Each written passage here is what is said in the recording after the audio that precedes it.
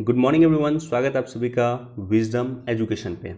आज 23 जुलाई 2020 है।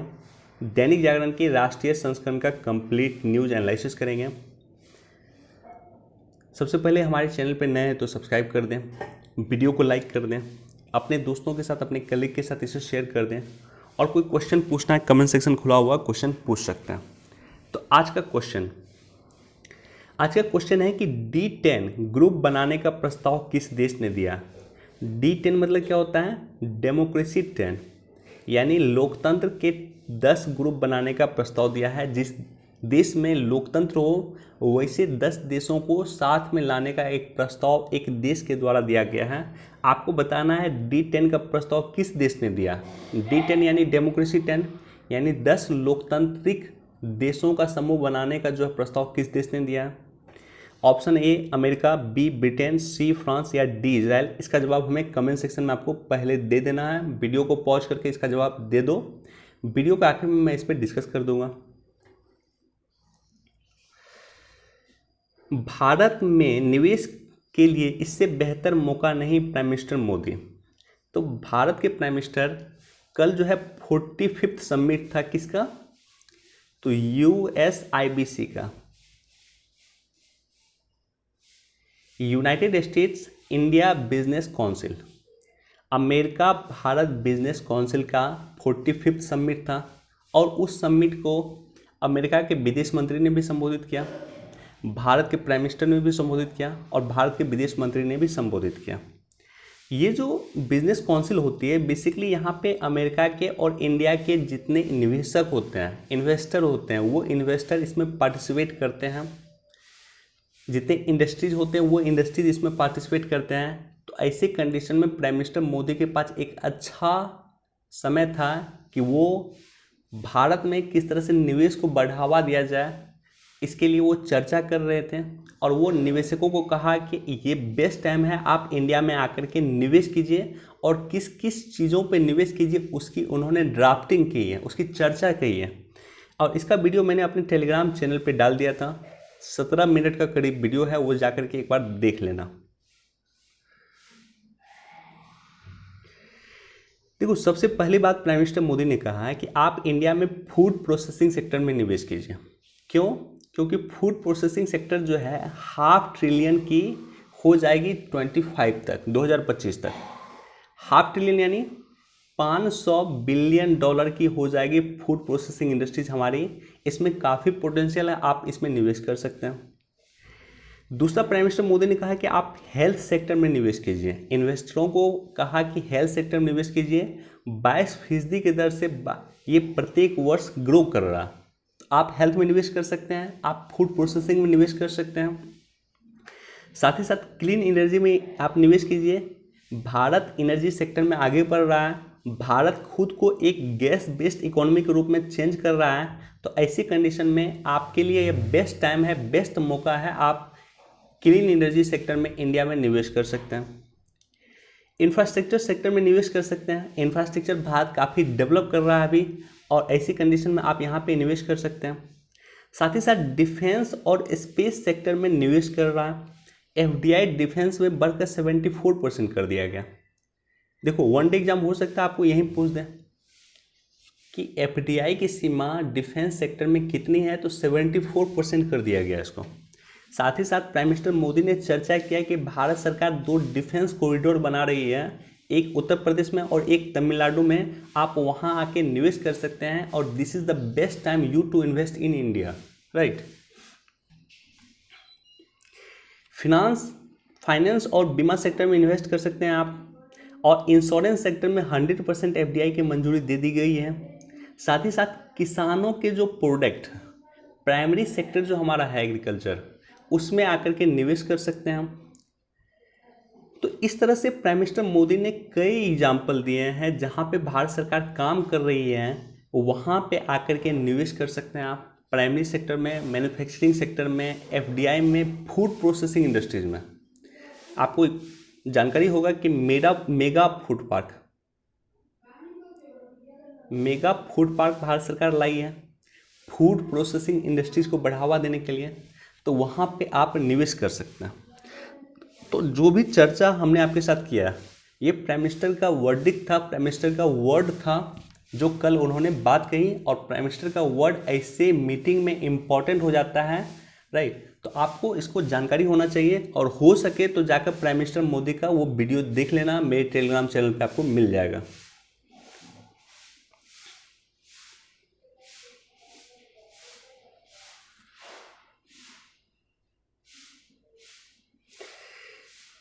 देखो, G20 के मंच से भी चीन को सख्त संदेश। G20 का मीटिंग चल रहा था, और G20 का जो इस बार का समिट हो रहा, G20 का जो इस बार का समिट हो रहा,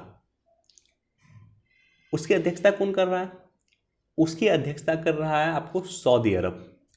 तो G20 का हमने कई समिट देखा, ये एक समिट था जिसमें डिजिटल मंत्रियों का समिट था। तो भारत के जो डिजिटल मंत्री हैं, यानी रविशंकर प्रसाद जी, यानी जो आईटी इंडस्ट्रीज को जो लीड कर रहे हैं भारत में, तो उसका मंत्री का समिट था, और रविशंकर प्रसाद जी इसमें शामिल थे। तो इन्होंने जो है चीन के खिलाफ जो 59 ऐप के खिलाफ इंडिया सरकार ने बैन लगाया है, उसको लेकर के संबोधित कर रहे थे। रविशंकर प्रसाद जी हमारे देश के आईटी मिनिस्टर, इनका कहना था कि जो 59 ऐप पे प्रतिबंध लगाया गया है, ये ऐप पे प्रतिबंध लगाया गया कि ये ऐप के द्वारा चीन इंडिया की जासूसी कर रहा है। और हमारे यहाँ जो एक एक्ट है जिसे आईटी एक्ट कहा जाता है 2000,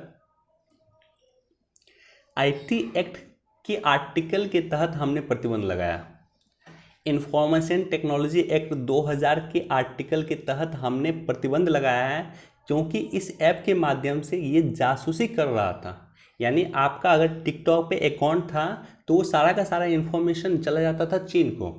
आप सोच के देखो, कितने बहुत सारे मिलिट्री पर्सन का भी अकाउंट था टिकटॉक पे, तो मिलिट्री का डाटा भी कहीं ना कहीं चीन को जा रहा था।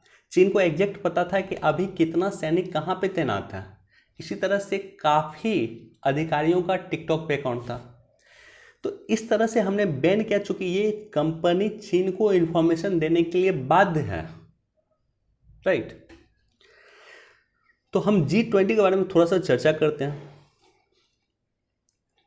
देखो, 1997 में बड़े वित्तीय संकट के पश्चात दुनिया ने निर्णय लिया कि दुनिया की प्रमुख अर्थव्यवस्थाओं को एक मंच पे एकत्रित होना होगा, और इसी के कारण 1997 में जो पहला समिट हुआ उसमें G7 के देश 7 देश ने भाग लिया। America, Canada, Britain, Germany, France, Japan, Italy, इनके विदेश मंत्री की टीम ने नेतृत्व में G20 की शुरुआत हुई। 1999 में विदेश मंत्री, इन देशों के विदेश मंत्री के नेतृत्व में G20 की शुरुआत हुई।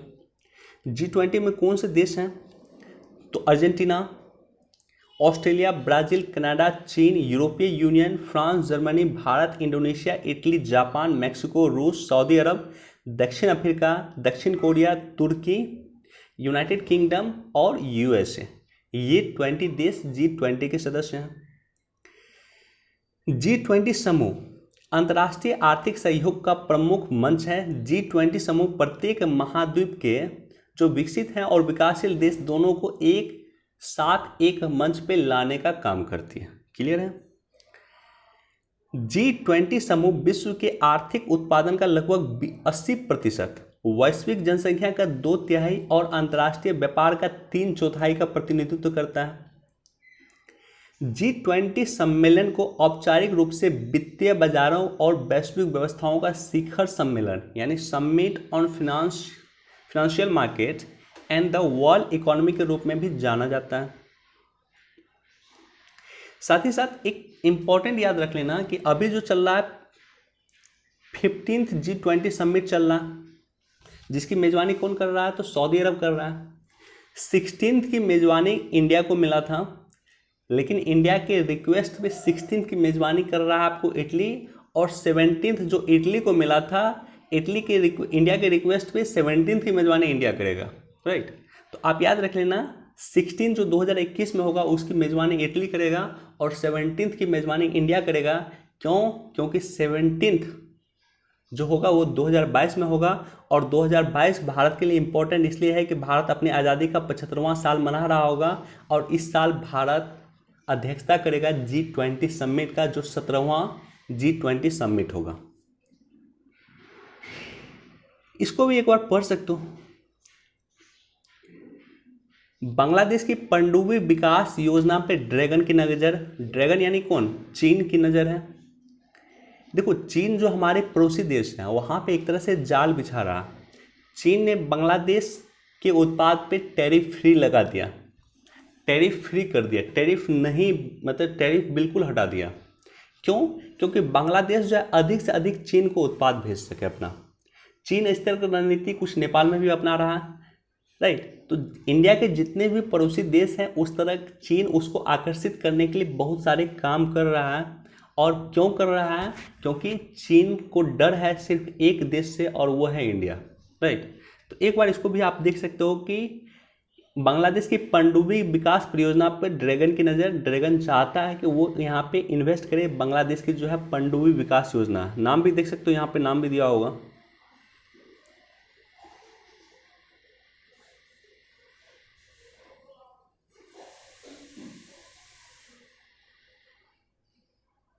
हाँ, इसका नाम है BNS शेख हसीना परियोजना। तो ये जो है चीन की निगाह है बांग्लादेश के अत्याधुनिक submarine base BNS Sheikh Hasina परियोजना पे, और चीन वहाँ पे इन्वेस्ट करना चाहता है। चीन बांग्लादेश को एक तरह से अपने नियंत्रण में लेना चाहता है, राइट।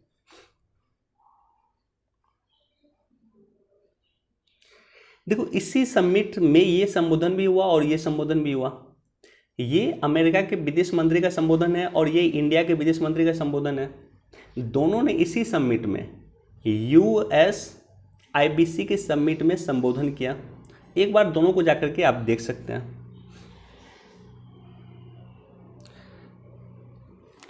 देखो यहाँ पे है कि ट्रिपल तलाक कानून बनने के बाद जो है 82% मामले में कमी आई है। 3 तलाक कानून बना पिछले वर्ष, और इसके बाद जो है 82% मामलों में कमी आई है। तो एक बार जाकर इसको पढ़ सकते हैं, और साथ ही साथ ट्रिपल तलाक जो है उसके बारे में आपको जानकारी होनी चाहिए। और जो कानून बना था ट्रिपल तलाक को लेकर के, एक कानून बना था जिस कानून का नाम था Muslim women protection of right on marriage act 2019। तो ट्रिपल तलाक को रोकने के लिए कानून बना था Muslim women protection of right on marriage act 2019, right. तो एक बार जाकर के इसको आप पढ़ सकते हैं। साथ ही साथ 3 तलाक क्या होता है, 3 तलाक का ये कानून क्या था, उसके बारे में आपको जानकारी होनी चाहिए।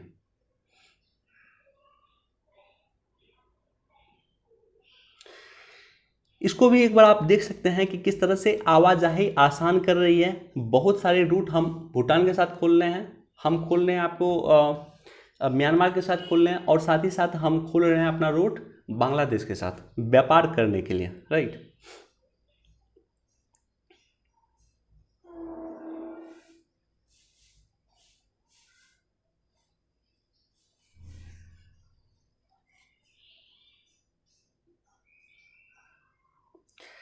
देखो चीन से तनातनी के बीच में एंटी टैंक ध्रुवास्त्र मिसाइल परीक्षण। बस आप ये याद रख लेना, ये जो है ये है ध्रुवास्त्र और एक एंटी टैंक मिसाइल, क्लियर है। ये ध्रुवास्त्र है और एंटी टैंक मिसाइल है जिसका परीक्षण किया गया है। कहाँ पे परीक्षण होता है नॉर्मली? इस तरह का जो परीक्षण होता है उड़ीसा में होता है नॉर्मली। उड़ीसा में इसका परीक्षण हुआ है। ध्रुवास्त्र इसका नाम है, एंटी टैंक मिसाइल। 3 चीज़ें याद रख लेना। अब देखो भारत निर्मित परमाणु रिएक्टर ने पार किया पहला पड़ाव। तो ये जो गुजरात में परमाणु रिएक्टर बन रहा जिसका नाम है KAPP यानी काकरा पार परमाणु ऊर्जा परियोजना, राइट। काकरा पार परमाणु ऊर्जा परियोजना जो बन रहा है गुजरात में, इसने पहला पड़ाव पार किया। तो अब आपके लिए प्रीलिम्स के लिए इंपॉर्टेंट क्या है, काकरा पार परमाणु ऊर्जा परियोजना किस राज्य में है, एक चीज तो आपको याद रखना है, ये गुजरात में है। साथ ही साथ यहाँ पे है प्रेशराइज्ड हैवी वाटर रिएक्टर। ये क्या होता है इसके बारे में हम जानकारी प्राप्त करेंगे। और साथ ही साथ भारतीय परमाणु ऊर्जा निगम लिमिटेड क्या है। ये 3 चीज़ों के बारे में आपको जानकारी होना चाहिए और तीनों हम यहाँ से प्राप्त करेंगे। देखो, दाबित भारी जल रिएक्टर यानी प्रेशराइज्ड हैवी वाटर रिएक्टर क्या है? एक ऊर्जा रिएक्टर है। इसमें मंदक और शीतलक दोनों के रूप में भारी जल यानी ड्यूटेरियम ऑक्साइड का प्रयोग करते हैं, D2O, इसे D2O भी कहा जाता है। भारी जल के रूप में भारी जल का प्रयोग इसमें किया जाता है। मंदक और शीतलक दोनों के रूप में D2O यानी ड्यूटेरियम ऑक्साइड का प्रयोग किया जाता है। इसमें ईंधन के रूप में प्राकृतिक यूरेनियम का प्रयोग किया जाता है और जल के तापमान को शीघ्र ही अधिकतम करने के लिए इसमें जल को सामान्य दाब के स्थान पे उच्च दाब पे रखा जाता है, यानी हाई प्रेशर पे रखा जाता है। क्लियर है? अब देखो, काकरापार परमाणु ऊर्जा संयंत्र कहाँ पे है? तो ये गुजरात में है। और साथ ही साथ nuclear power corporation of India, ये क्या है? तो nuclear power corporation of India एक सार्वजनिक क्षेत्र का उद्यम है जो भारत सरकार के परमाणु ऊर्जा विभाग के प्रशासनिक नियंत्रण में कार्य करता है। 1987 में इसकी 1987 में इसकी स्थापना हुई थी। 1987 में इसकी स्थापना हुई थी। Nuclear power corporation of India की स्थापना 1987 में हुई थी। कंपनी एक्ट 1956 के तहत हुई थी। अब देखो, सबसे अधिक इंपॉर्टेंट क्या है? ये जो विभाग है परमाणु ऊर्जा विभाग, डिपार्टमेंट ऑफ एटॉमिक एनर्जी, ये किस मिनिस्ट्री के तहत आता है? तो याद रख लेना, ये पीएमओ के तहत आता है, प्राइम मिनिस्टर ऑफिस के तहत ये सीधे आता है। यानी ये जो विभाग होगा डिपार्टमेंट ऑफ एटॉमिक एनर्जी, ये सीधे प्राइम मिनिस्टर को सूचना देंगे, सीधे प्रधानमंत्री के तहत आता है, राइट। तो ये याद रख लेना, परमाणु ऊर्जा विभाग सीधे प्राइम मिनिस्टर के तहत आता है, या प्राइम मिनिस्टर के अधीन आता है, या पीएमओ के अधीन आता है, राइट।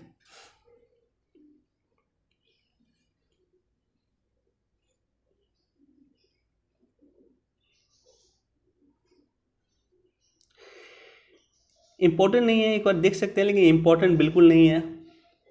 अयोध्या विवाद को लेकर के है, या अयोध्या में जो मंदिर बन रही है उस मंदिर को लेकर के है।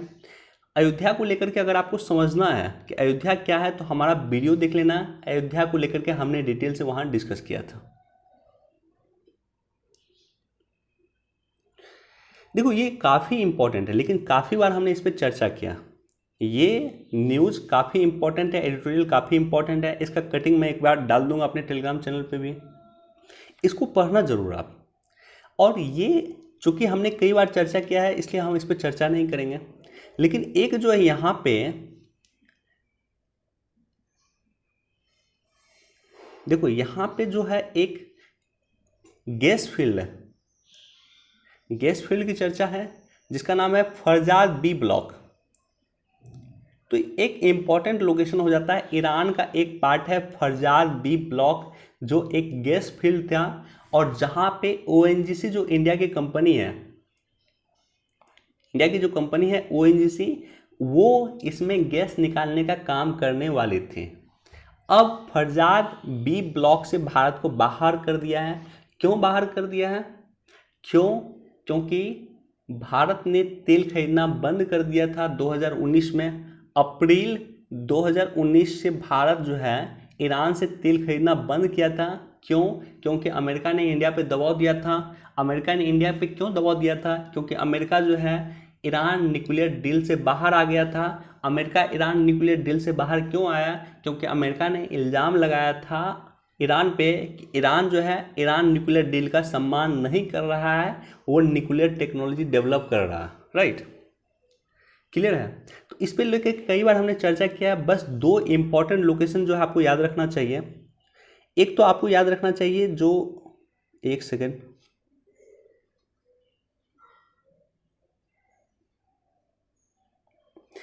एक तो याद रखना चाहिए आपको कि जो रेल परियोजना बन रहा था, चाबहार से जादेहान रेल निर्माण जो हो रहा था, यहाँ से बाहर कर दिया है इंडिया को।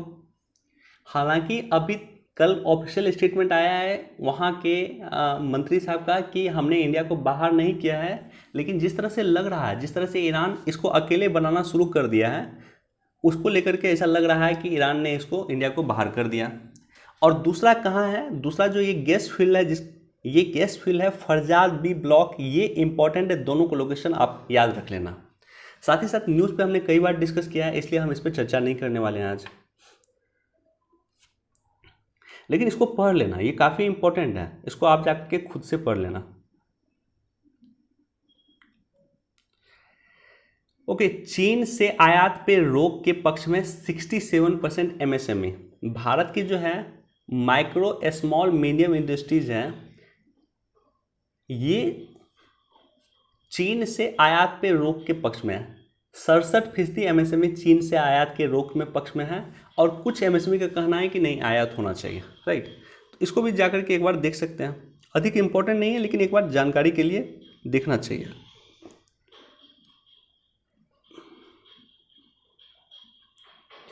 देखो, इसको लेकर के हमने चर्चा किया था आपके साथ कि भारत चीन को इनकाउंटर करना है, भारत को। हम क्या करते हैं कि जैसे मान लो अमेजन पे गए और अमेजन से मान लो कोई सामान परचेज कर रहा है, तो अब भारत सरकार ने क्या किया है, भारत सरकार की कॉमर्स मिनिस्ट्री ने क्या किया है कि जितने भी सामान अमेजन पे बिक रहे हैं उन सामानों को कंट्री ऑफ ओरिजिनेशन देना इम्पोर्टेंट है। यानी वहाँ पे नीचे जरूर लिखा होगा कि ये किस देश से बना हुआ। तो ऐसे कंडीशन में अगर जिस तरह से अभी देश में चीन के खिलाफ मनोबल क्रिएट हो रहा है, राइट, वैसे कंडीशन में अगर वहाँ पे लिखा रहेगा कि ये चीनी प्रोडक्ट है तो लोग चीनी सामान कम परचेज करेंगे। तो ऐसे कंडीशन में हमने अनिवार्य किया है, भारत सरकार ने अनिवार्य किया है, जो कंपनी है वो कंपनी अपना कंट्री ऑफ ओरिजिनेशन देगी। जो भी ऑनलाइन प्रोडक्ट है या ऑफलाइन प्रोडक्ट भी इनफेक्ट आ रहा है, जो हमारे घर में भी आ रहा है, वहाँ पे भी लिखा होगा मेड इन चाइना। और जो परचेज करते हैं हम ऑनलाइन, वहाँ तो निश्चित तौर पे लिखा होगा कि मेड इन चाइना, यानी कंट्री ऑफ ओरिजिनेशन किस देश में बना है, made in China, made in Taiwan, made in Japan, made in USA आपको देना पड़ेगा।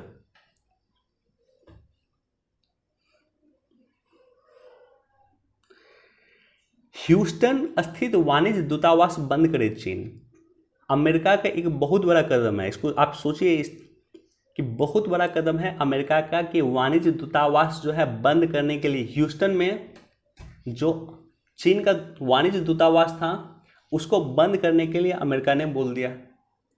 अब देखो, दूतावास अलग होता है और वाणिज्य दूतावास अलग होता है। दूतावास जो होता है किसी भी देश की राजधानी में नॉर्मली स्थित होता है। जैसे दिल्ली में जो है चीन का दूतावास है, दिल्ली में यूएसए का दूतावास है, राइट। लेकिन यूएसए का वाणिज्यिक दूतावास मुंबई में भी है। तो वाणिज्यिक दूतावास अलग होता है, जहाँ से वाणिज्य का काम किया जाता है, जहाँ से नॉर्मली जो है वीज़ा संबंधित जो भी काम होता है वो नॉर्मली वहाँ से किया जाता है। किसी तरह का इंडस्ट्री रिलेटेड वर्क होगा तो वो वहाँ से किया जाता है, वाणिज्य दूतावास से किया जाता है। तो वाणिज्य दूतावास जो ह्यूस्टन में था, और ये ह्यूस्टन क्यों इम्पोर्टेंट है तो याद रख लेना, प्राइम मिनिस्टर मोदी और ट्रम्प साहब का जो मीटिंग हुआ था, ट्रम्प साहब की जो रैली हुई थी अमेरिका में, ये ह्यूस्टन में ही हुई थी। तो अमेरिका ने कहा है कि ह्यूस्टन में चीन जो अपना दूतावास खुला हुआ वाणिज्य दूतावास वो 3 दिन के अंदर, 72 घंटे के अंदर बंद करे। अमेरिका ने ऐसा इल्ज़ाम क्यों लगाया? अमेरिका ने ये इल्ज़ाम इसलिए लगाया, अमेरिका ने इसलिए बंद करने के लिए कहा कि अमेरिका का कहना है कि चीन की जो लोग हैं या चीन का जो दूतावास में जो लोग हैं, दूतावास में जो अधिकारी हैं, वो पेटेंट राइट का उल्लंघन कर रहे हैं। वो जो कोरोना वायरस का वैक्सीन जो अमेरिका डेवलप कर रहा है उसको चुराने की कोशिश में लगा हुआ। क्लियर है? अमेरिका का कहना है कि चीन के दूतावास जो ह्यूस्टन में स्थित है वहाँ के अधिकारी अमेरिका के द्वारा डेवलप कोरोना वायरस वैक्सीन को चुराने की कोशिश में लगा हुआ। तो इसको एक बार जाकर के देख सकते हैं। निश्चित तौर पे अमेरिका और इंडिया के बीच में काफ़ी तनातनी की स्थिति है और भारत के लिए एक अच्छा कदम हो सकता है यह, राइट। अगर अमेरिका पूरी तरह से चीन का बहिष्कार कर दे तो भारत के लिए एक अच्छा संकेत होगा।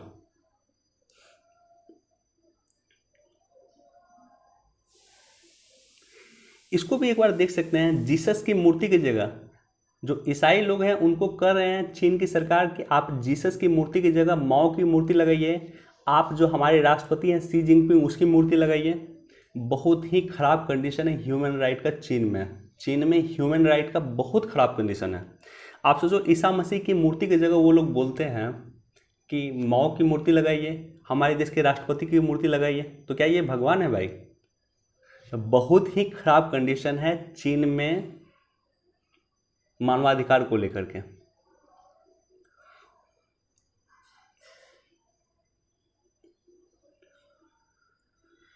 चलिए आज हमारे पास इतना ही न्यूज़ था। चलिए क्वेश्चन पे मूव करते हैं। देखो ये प्रस्ताव जो है ब्रिटेन ने दिया। ब्रिटेन का कहना है कि जो 5G टेक्नोलॉजी है, 5G टेक्नोलॉजी को मिल करके 10 देश काम करे, 10 डेमोक्रेटिक देश काम करे, जिसमें उन्होंने भारत को शामिल करने की बात कही। साथ ही साथ 5G को लेकर के जो चीन की कंपनी हुआवे थी, चीन की कंपनी हुआवे को ब्रिटेन ने बाहर कर दिया है। उन्होंने कहा है कि हमें आपसे 5G नहीं लेना है, हमें आपसे 5G सेवा नहीं लेना है हुआवे कंपनी को। क्यों? क्योंकि आप जो है अगर 5G टेक्नोलॉजी आप हमें दीजिएगा तो उसके माध्यम से आप हमारी निगरानी कर सकेंगे, उसके माध्यम से हमारी सूचना आप चीनी सरकार को बेच पाएंगे, इसलिए हमें आपसे नहीं चाहिए 5G टेक्नोलॉजी। तो इन्होंने ब्रिटेन ने प्रस्ताव दिया है D10 बनाने का, डेमोक्रेटिक कंट्री के 10 डेमोक्रेटिक कंट्री का एक ग्रुप बनाने का, जिसमें भारत को भी शामिल करने की चर्चा है। और ये 10 देश मिलकर के 5G टेक्नोलॉजी खुद डेवलप करें और खुद आपस में डिस्ट्रीब्यूट करें उसको, राइट। तो उम्मीद करता हूँ कि आज का न्यूज़ क्लियर हो गया होगा। वीडियो को लाइक कर दें, अपने दोस्तों के साथ, अपने कलीग के साथ शेयर कर दें, और साथ ही साथ चैनल सब्सक्राइब नहीं किया तो सब्सक्राइब कर दें। बहुत बहुत धन्यवाद।